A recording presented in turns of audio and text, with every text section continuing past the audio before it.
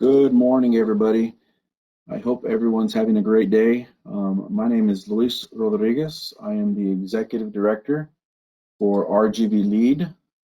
Um, I want to welcome you to Session 5 of the 19th Annual Education and Career Expo. We want to thank all our panelists that are with us today. We also want to thank any students and educators that are joining us as well. We have a fun-filled or a great presentation today on agriculture, food, and natural resources. So without further ado, we're going to get going. We'd like to thank our sponsors. Our partner, one of our corporate sponsors is Workforce Solutions Cameron. We are RGV Lead, Rio Grande Valley Lead, linking economic and academic development. And then we have some financial sponsors as well. We have a gold sponsor, Texas Gas Service, and then a bronze sponsor of Harlingen Manufacturers Association. So we definitely thank them for their support this year. We do understand that it's different than the norm. Usually we would be in person. However, due to COVID and the pandemic, we want to make sure everyone stays safe. We'd like to thank our committee, our 4 institutions of higher education that are here in the Rio Grande Valley, along with a few school districts that joined us this year to help us, along with several different employers, as you can see on the screen. We want to thank them for all of the guidance and help that we've been planning this since the beginning of June. So it's been a big production because of being virtual. So thank you to all our Expo committee. We want to start off this morning with a welcoming by Commissioner Julian Alvarez. He's a commissioner representing labor from the Texas Workforce Commission.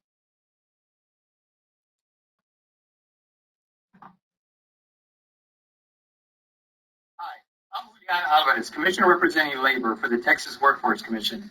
Thank you for inviting me to participate in this virtual career fair. I am excited to join the Workforce Solutions South Texas, your counselors and teachers, and encouraging you to make the most of your future. Like many of you, I am from the Rio Grande Valley. I am a native. As a young person, I wondered what the future held for me. I always believed in the motto, if you can see it, you can be it.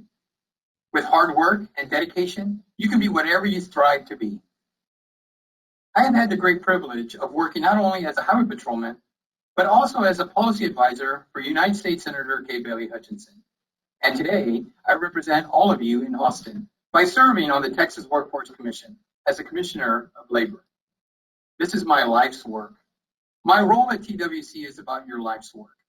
My office supports your great Texas workforce. We work to ensure that you have opportunities to build in-demand skills that lead not just to a job, but long-lasting careers. This year looks a bit different than most. COVID-19 pandemic has changed our normal. For you, this is an opportunity. Everything has been forced to go digital, which means training, education is now at your fingertips. I encourage each of you, every one of you, to take advantage of these resources to prepare you for the future. Resources like the RGV Lead, which has done amazing work here in the Valley and continues to provide opportunities for students like you. I want to leave you with one piece of advice. Hard work and the belief that anything is possible are the foundations of fulfilling a career. I hope that you'll enjoy this virtual career fair. Thank you.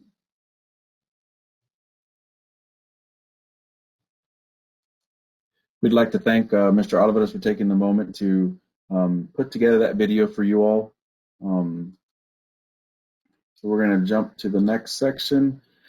On your screen, what you see is part of the labor market report that RGV Lead produces every other year. So it's biannual.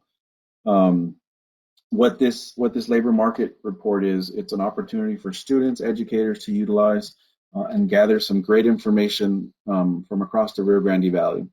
As you can see on your current screen, you'll see that this is in regards to the agriculture, food, and natural resources. This is local occupations here in the Rio Grande Valley. So let's say for farmers, ranchers, and other agricultural occupations, you will see a few different dollar amounts at the bottom. And what that is the wages that are the individuals that have put this report together have done some data research to get that information. So the 3890 is an entry level for a position as far as a farmer, rancher, and other agricultural occupations. An average salary and wage would be $67.33, and then if you're an experienced, you're looking at about $81.54. Now, this is data that our researchers have put together from here in the Rio Grande Valley. And then you'll see on the next little column there, it says estimated annual openings 2016 to 2026. They estimate that on a yearly basis, there's 130 openings within this career field. And then finally, at the end, you'll see the education and the training needed. So in the labor market report, it does give you all of the information. And for HS, that is a high school or a high school diploma or GED, along with OJT, which is on-the-job training. You'll see on the other employment opportunities right below the veterinary technologists and technicians, you'll see what their wages are along with their education and training. So let's scroll. If you look at the veterinaries one, you can see that there's 5 per year, and then PROF, 3 or more years beyond a bachelor's degree is required for employment in this education, in this career field occupation. So you'll see a lot of great information within the labor market report. You can see this complete list on our website, rgvlead.org. It gives you everything in regards to, if you're interested in the agricultural, food, and natural resources. You can see on the left-hand side, it has agribusiness, animal science, applied agriculture, environmental and natural resources, food and technology, and plant science, along with so many other career fields that you may be interested in. So this is something that we put out for the benefit of you as a student, to help you gain some insight into the Rio Grande Valley and what the workforce looks like. Next, we are fortunate enough to have Melissa Delgado. She is the owner of Bonita Flats Vineyard in Los Fresnos, Texas. And she has a video, so I'm going to go ahead and push play. Hi everybody, my name is Melissa Delgado, and my husband and I own Bonita Flats Vineyard right here in Los Fresnos, Texas. About 10 years ago, my husband and I had a dream to open up our own winery and grow our own grapes. So we started going to all these conferences and all of these wonderful places at Texas A&M and workshops, and even a grape camp in Fredericksburg, to learn about the varieties that do well right here in the valley. So about 3.5 years ago, we took the plunge and we planted 600 Blanc de Bois vines. And they have been doing amazing. We're really excited. Before the end of the year, we plan on breaking ground on the first winery right here in Cameron County, and the only operating winery in the Rio Grande Valley. I bet you didn't know this, but there is over 40 acres of vines being grown right here in the valley. There are only 2 universities that offer programs that specialize in grape growing and winemaking, and that's Texas A&M in College Station and Texas Tech. Here is where we grow some delicious vegetables that we sell to restaurants, we sell to individuals, and even to some businesses. A lot of people nowadays are really realizing that our food system has been a little bit of abused with chemicals, and that it is causing a lot of illnesses throughout the United States. And what we need to focus on is growing our own food, taking care of our land, making sure to keep out all of those harmful pesticides out of our food and out of our bodies. That is what we offer our community and our restaurants and all our customers. We offer them good, healthy food year-round, things like greens and arugula and beets and carrots, everything that is really good for you. We have about 300 chickens in the back that are for laying eggs and for meat birds. If you enjoy being outside, which is something that I love doing, working with your hands. This is probably something that is meant for you. What I would do in order to start a career in farming is I would definitely find somebody out there that is willing to mentor you, and try to go through at least 2 seasons with that farmer. I would always go through continuing education. So that means Texas Afterlife and other organizations out there are constantly putting out webinars and conferences for you to attend so that you can continue to learn. Texas Afterlife still offers master gardening classes. The UTRGV has a full sustainable bachelor's and master's program, and they have been doing an awesome job. I am really excited for all of you. This is the beginning of the rest of your life. And what I truly hope that you all find is your true passion of what you all want to do. Because when it is a passion for you and you get up every morning and you go to work, it doesn't feel like work. It's just something that you truly want to do and you want to share with everybody. The farming industry is a beautiful industry. It is something that has been declining over the years. So we need more small farmers that want to take care of the land, that want to pass it on to their families, that want to grow good, healthy food, so we can get better and health wise. So please, really consider, being a farmer and looking at all the different variety of things that you can do. Everything from, growing your own chickens to growing lettuce and mushrooms and even making your own wine. So I hope that you have enjoyed your tour here at Bonita Flats Farm and Vineyard, and do what you love and love what you do. Good luck, guys.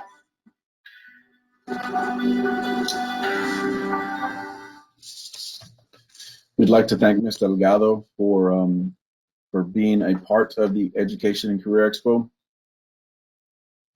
I have a poll. We're only going to take 30 seconds on this poll. So for all of you that are in attendance, you should see a poll.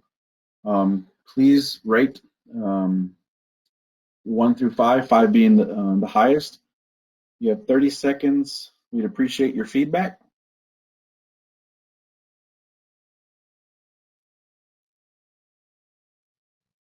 About 15 more seconds.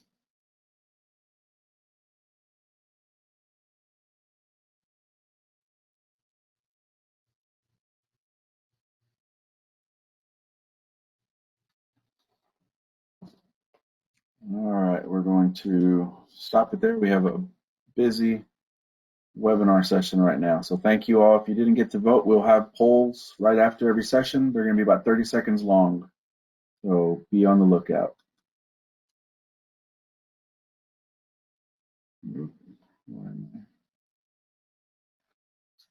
Sorry about that. Technical difficulties.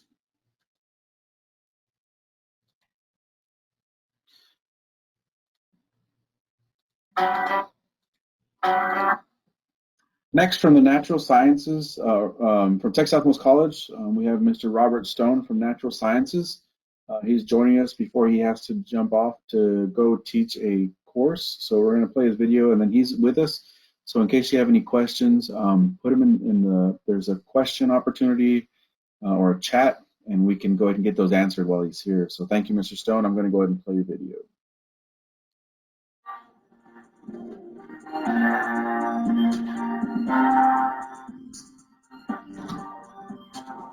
Hello, my name is Robert Stone. I'm a physics instructor here at Texas Southmost College.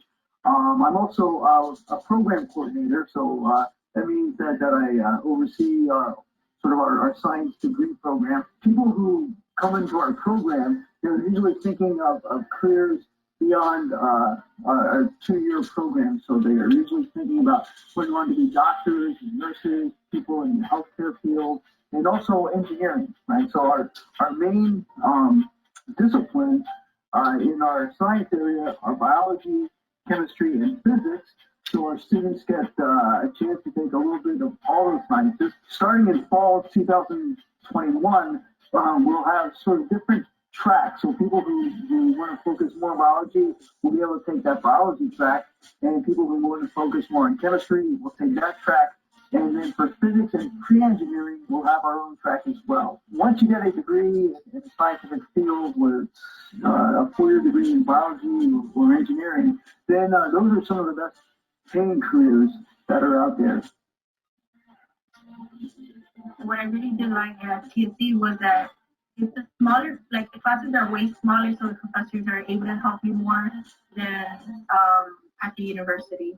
We believe that we give Valley students a good head start to go on to another 4-year institution, kind of show students what they can do. And that's sort of like how we see our job is to sort of let students know, yeah, this is something you can do. And certainly, all there is, it takes studying, it takes some work.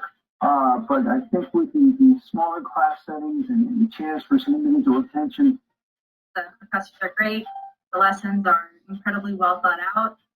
I was there for 2 years, and I can say that every single professor I had was super, super articulate. They were super helpful, and they all really, really cared about our ability to do well and exceed, excel, and understand the material that we were taught. Our advisors always push universities if you don't know what you want to do, or if you're concerned about your financial status, a community college is a good place to actually find out what you want to do. A lot of my friends were going to bigger schools, UT Austin, UTSA, and it was kind of looked down on to not go in that same direction. But I am paying for school out of pocket, and it was definitely the correct decision to make financially speaking. It's a lot more affordable, and I was able to do it. Whatever I learned at TSC probably was even a better quality than what I get for a higher cost elsewhere. This is a great place to start. You get a lot of good attention, a lot of great instruction. It's a fantastic community where we support each other, and you get an opportunity to do some hands-on work. So our degree really helps students that go on to the 4-year schools and then become engineers or doctors or study biology or chemistry. So with this background in science, you can go on and become technicians in certain areas. So just that idea that you know the science and you have the ability to analyze and use use your now analytical ability. There's those also kind of career paths at the 2 years, and then you can move on from there. So we hope that you consider coming here and being part of our Scorpion community that has so much rich history, and I've seen so many people go on and succeed coming out of this institution.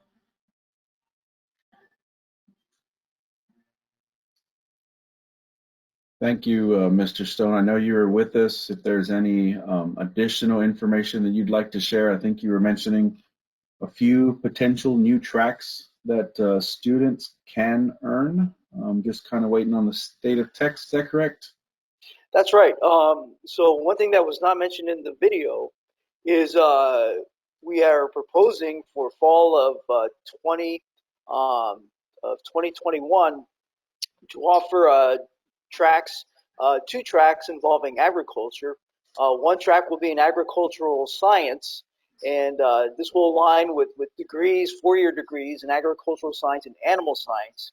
And then another track would be agribusiness, which would align with the industrial side of agriculture, poultry science, and plant and soil sciences and horticulture. So we are expanding, and we realize that agriculture is such a big part of the valley, where the valley came from and where we are now. So we'd like to support this very important area, in our. It's sometimes when you live in a big city, you don't realize how important the agriculture is here in the valley. But if you fly over the valley, it's definitely obvious. So So there's one more thing to consider. So we're hoping those tracks get approved for this coming fall or next fall. Well, we definitely appreciate that information, Mr. Stone. We know, you know, you have to get to a class to teach. We definitely appreciate it. If there's any questions that come after the fact that after you're gone, we'll definitely reach back out and get some more information and be able to answer those questions. But once again, thank you, Mr. Stone, for being with us. We definitely appreciate your time and and what you're giving back to these students. Great, thank you. And yeah, I would just like to say also thank you to RGV Lead as well. This is a great thing you're doing, giving students these options, letting them see what's out there. So, thank you very much. Thank you. Have a good day. Thank you.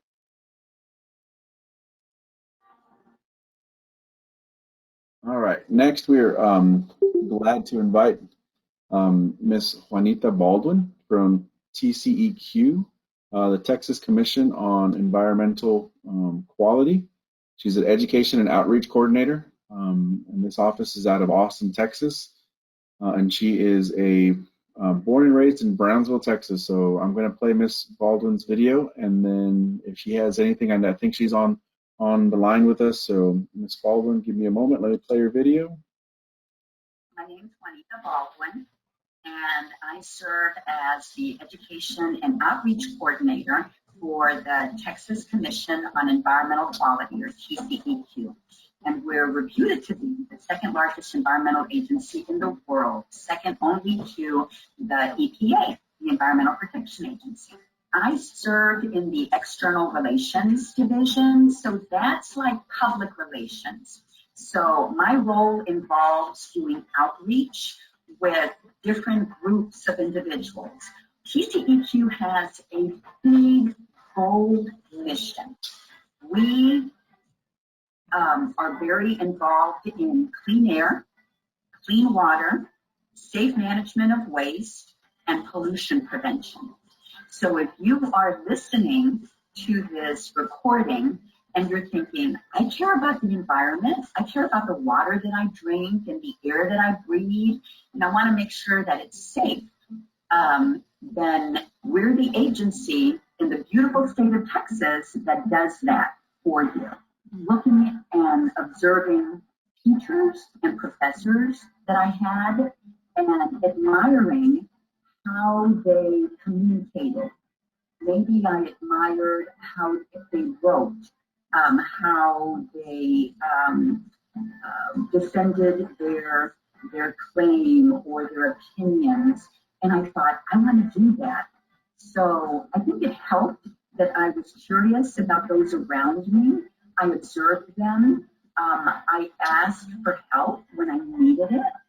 And I didn't even realize again at the time that I was building my skills. So I think all of those are recommendations that students can start with right now. I would absolutely say build your interpersonal, your communication skills, your public speaking skills, your writing skills, all of those super important when you get ready to launch your career. Then the other thing I'd recommend is consider applying for an internship as soon as you're eligible when you're in college, because most internships are for college students. Look for internships that are paid. The majority of the employees at our agency are STEM majors or they have a STEM degree. So we hire for positions that include environmental investigators. So these are individuals that go out and conduct inspections of regulated sites all over Texas. And with a science degree or math or environment or engineering, you would qualify. No experience, we will train. We also hire accountants, financial analysts. We hire attorneys. We have a ton of attorneys. We hire computer science specialists. We have our own facilities team. We have a fleet of boats and vehicles and trucks that we use to do our jobs, all of our environmental professionals. Most of those opportunities are going to be in Austin.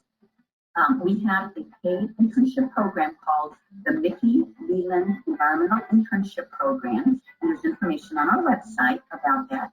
We also will hire candidates as soon as they graduate from college with a minimum 4-year degree and no experience. We will train you. Because I often hear from students, I want to start my career, but all the jobs that I see posted, they all require experience. We're different. We will hire for many of our scientific and technical positions with just a 4-year degree, and we're going to train you. And that program is called the Transitions Hiring Program. And you can also find that on our website.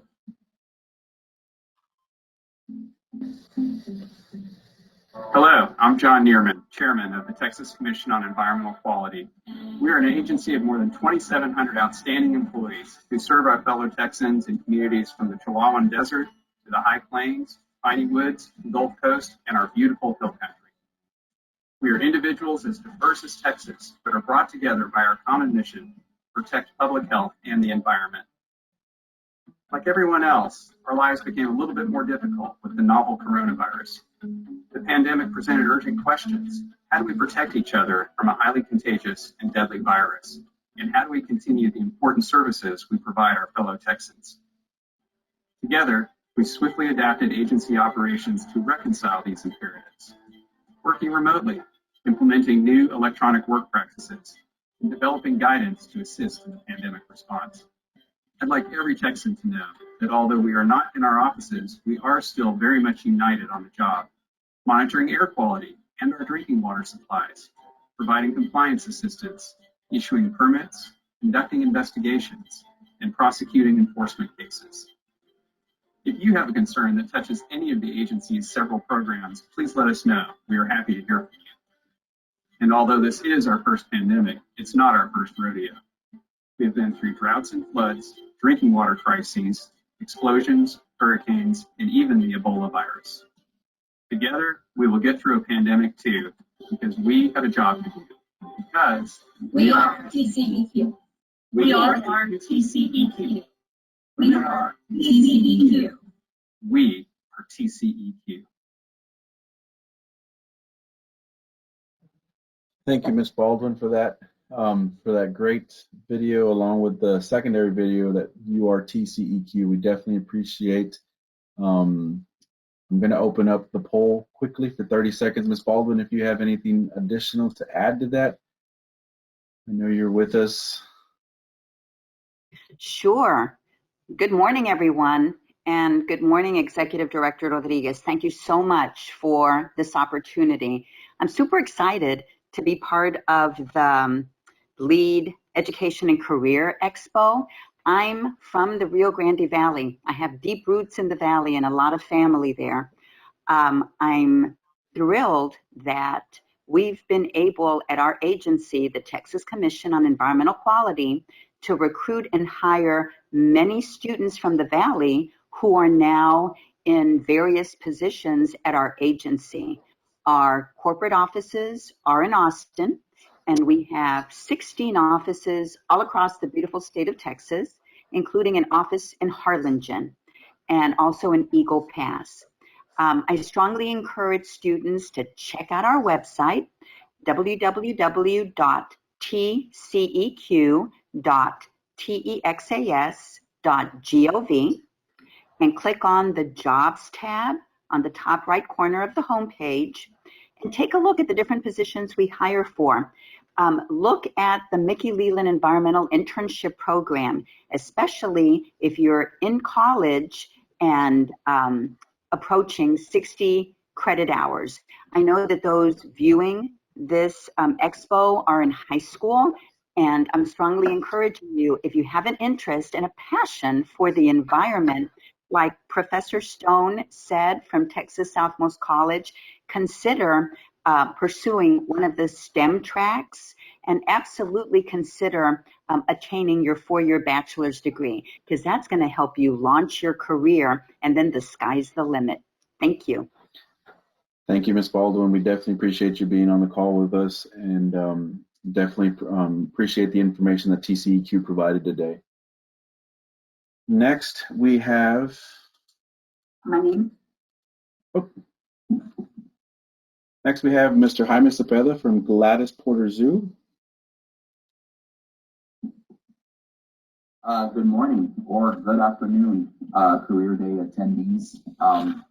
Welcome to the 2020 Career Day, here sponsored by your workforce.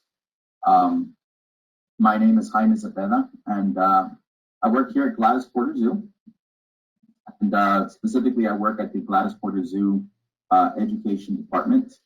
And my primary role and responsibility here at Gladys Porter Zoo is to do educational presentations and lessons for not just students, mostly students, but to people of all walks of life. We go out to various festivals and large-scale events all over the Rio Grande Valley, all over South Texas, really. And we almost always take live animals from the zoo to these events.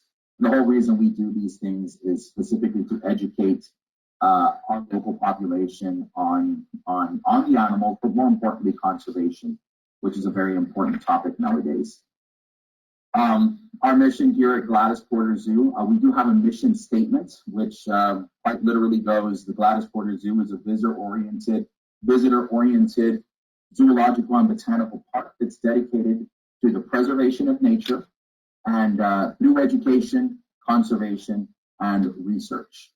So basically what that all means is we promote wildlife and their conservation. Our main mission, the way we achieve this is through educating the public, performing observational research on our animals, and allowing the public to come in and have fun. That's the recreation part. This is the main way the zoo stays afloat. We are a 501c nonprofit organization. So all the funds we make at the front gate through admissions and through through memberships is the main way the zoo stays operating. We've been open for over 48 years here in downtown Brownsville. And we are an AZA accredited facility. AZA stands for the Association of Zoos and Aquariums. The AZA is an organization that inspects a zoo or an aquarium at that organization's request. You request for the AZA to come and inspect. And what they're doing is they're going to evaluate you. And if they like what they see based on your operations, the animal welfare and the husbandry that you're giving those animals under your care, the way your veterinary program operates. They look at all these things, and all these inspections are done by the experts of that field. And if they like what they see, they give you their seal of approval, and you're accredited for 5 years. Here in the United States, there are approximately 2,800 zoos and aquariums, and of those 2,800, about 240 of those facilities are accredited. So it's less than 10% of zoos and aquariums here in the U.S. that are AZA accredited, and Gladys Porter Zoo is one of them. So it really is difficult, but once you get that accreditation, it's a gold standard. It tells you that the animals here are happy, the employees are being safe, and all of our practices are geared to give the animals the best possible care. So that's pretty much what Gladys Porter Zoo is about. I already spoke a little bit about what it is that I do. I'm an educator. I'm kind of like a teacher. So that's my primary role. In a few minutes, I'll show you some video of our animal room, because this is the education department. We're located at the rear of the zoo. We do have our own collection of wildlife over here that we use for these educational presentations. So these animals are not the same animals you see when you come to the zoo. They're special, and these we handle on a regular basis because they have to be used to that close contact, because they're the ones that we handle. So here at Gladys Porter Zoo, I'm pretty much the only, not the only one who can do what I do, but I'm the only one who holds a position. If I'm sick one day or if I can't make it to a presentation, there are others who can fill my role. But I'm the only one with that particular title. My title is Education Assistant 2. So basically, I assist the curator of education, our director of education, in fulfilling the zoo's educational role. But most people, when they think of a job at Gladys Porter Zoo, they think of, well, zookeeper, right?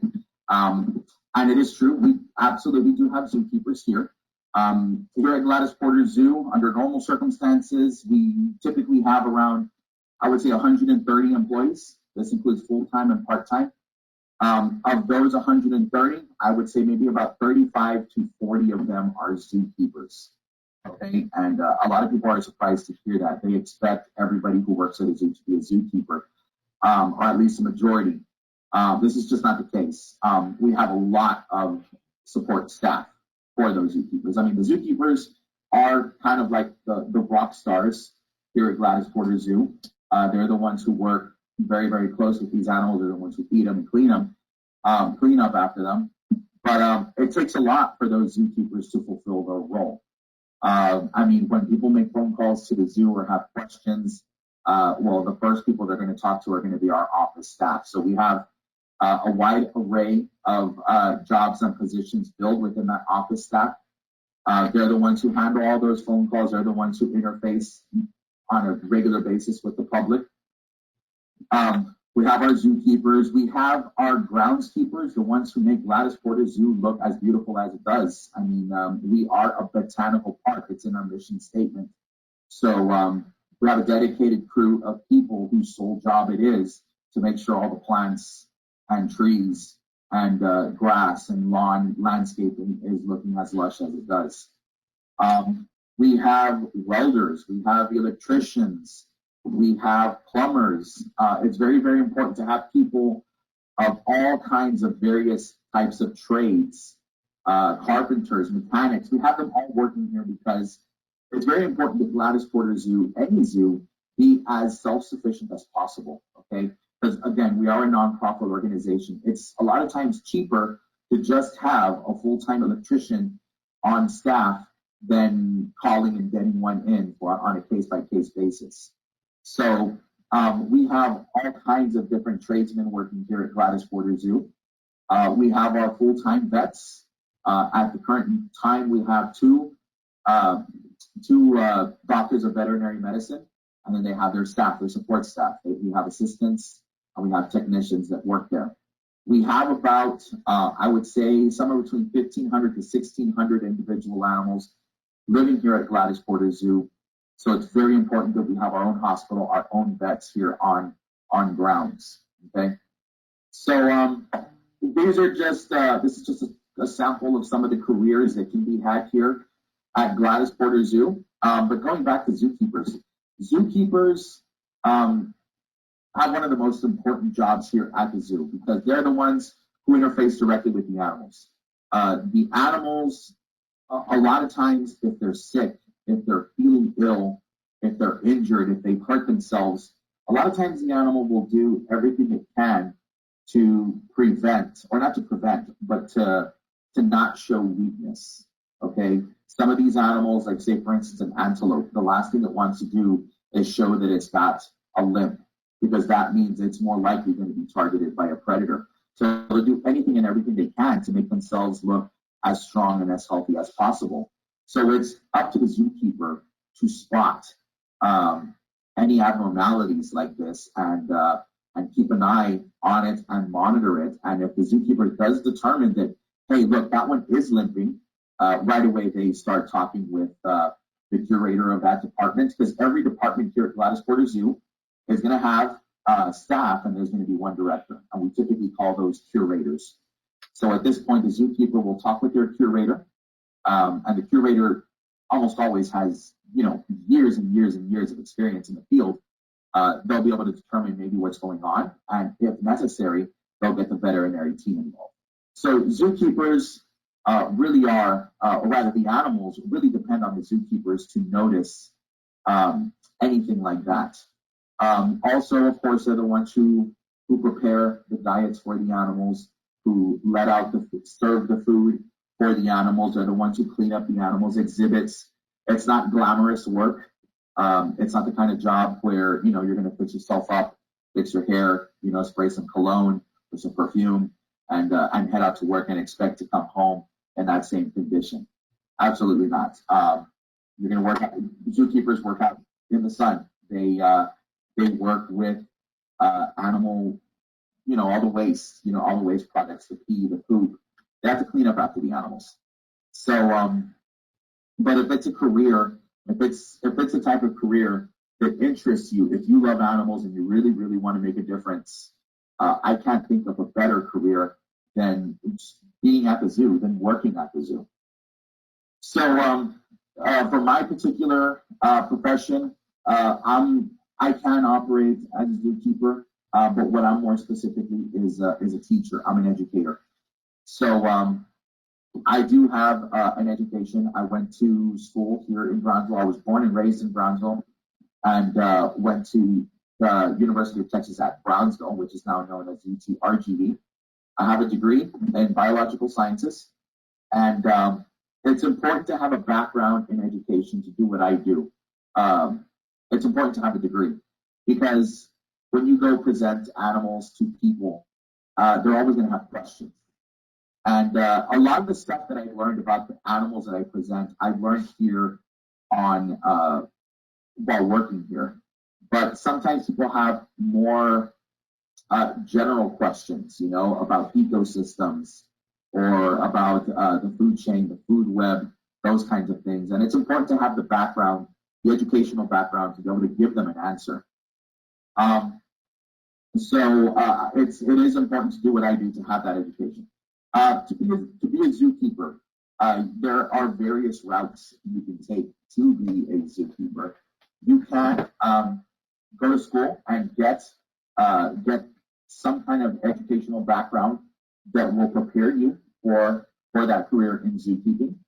Or you could just go the other route and start volunteering when you're young. You can start, in fact, here at Gladys Porter Zoo, a minor can start volunteering here at Gladys Porter Zoo as early as grade 7. They can start volunteering, learning to handle the animals that we have here on our education program. They can participate in summer programs. So as they grow up and they work their way through middle school and high school, they'll be getting that animal handling and animal husbandry experience. That way, when they graduate high school, they'll already have, let's say, 5 years of experience kind of volunteering at Gladys Porter Zoo. So there are some people who've gone that route. You can always do both, have the voluntary experience, the hands-on experience, and then have the college education, which would make you almost irresistible to most zoos. So you can definitely do both. Experience goes a long way. Absolutely, experience. And if I can leave you with any key bit of advice to prep for your career, and this is not just true for working at a zoo or an aquarium, this would be relevant really for any career path you choose, is prepare yourself.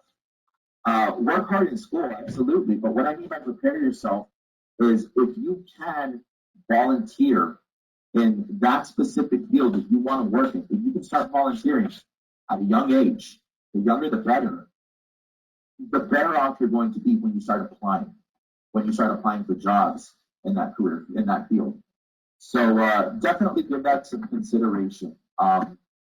Volunteering is the best thing you can do because it's gonna prepare you better than just about anything else.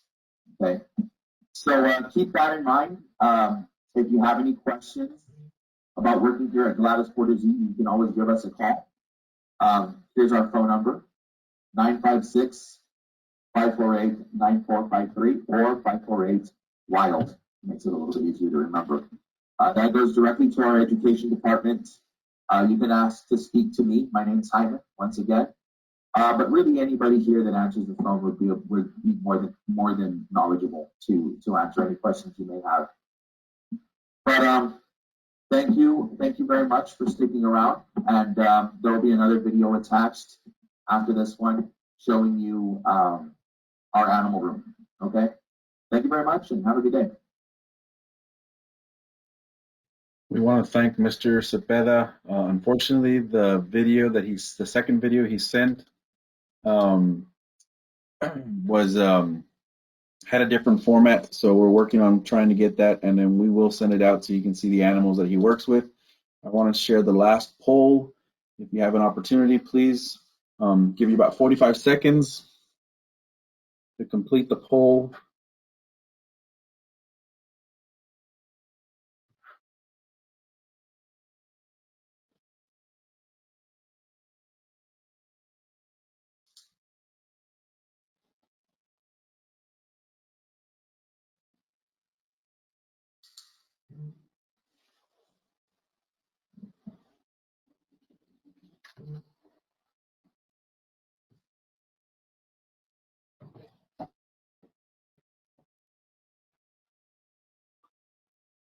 Okay, just a few more seconds.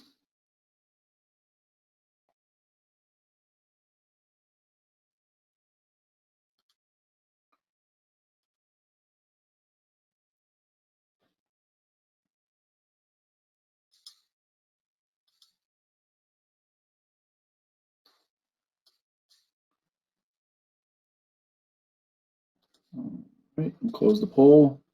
I see a hand up. I don't know if that's a question or.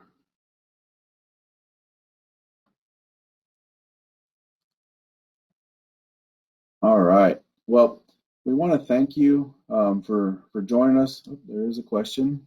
Can you go back to the QR code, please? Yep, that's where I'm at right now. You should be seeing that right now. Let me just make sure. Sharing the PowerPoint slide. That's it. We want to thank each and every one of you for taking the time to join session 5 about agriculture, food, and natural resources. We want to thank all our panelists. We want to thank all our committee and individuals that help make this possible for you today. And there's some things like the question was asked from Mr. Hernandez was about the QR code. The QR code, if you open your camera, we all know what to do. Point the camera right at the QR code. It should take you to a survey. The survey gives you an opportunity, once completed and filled out and submitted, to put your name in the hat for some prizes. We have 2 Chromebooks, 80 wireless earbuds, 25 portable phone chargers, and then 2 wireless printers, along with 2 How to Get the Job books by Todd Payton, who is a presenter in, I believe, our next session. So we want to make sure that we give you that. There were some difficulties yesterday with the QR code. We will email out the link for the survey as well. Make sure you fill it out. You're able to fill out as many surveys so long as you sit in the sessions and complete the session. So if you there's 20 sessions, so if you visit all 20 sessions, you're able to put your name in the hat 20 times. After that point, once your name gets picked out one time, the rest of your names go out. So you only win one item, but it gives you a better chance of winning. So we want to thank you on behalf of Workforce Solutions Cameron and RGV Lead. Thank you so much for joining us. That concludes this webinar. You hope you have a great day. Thank you.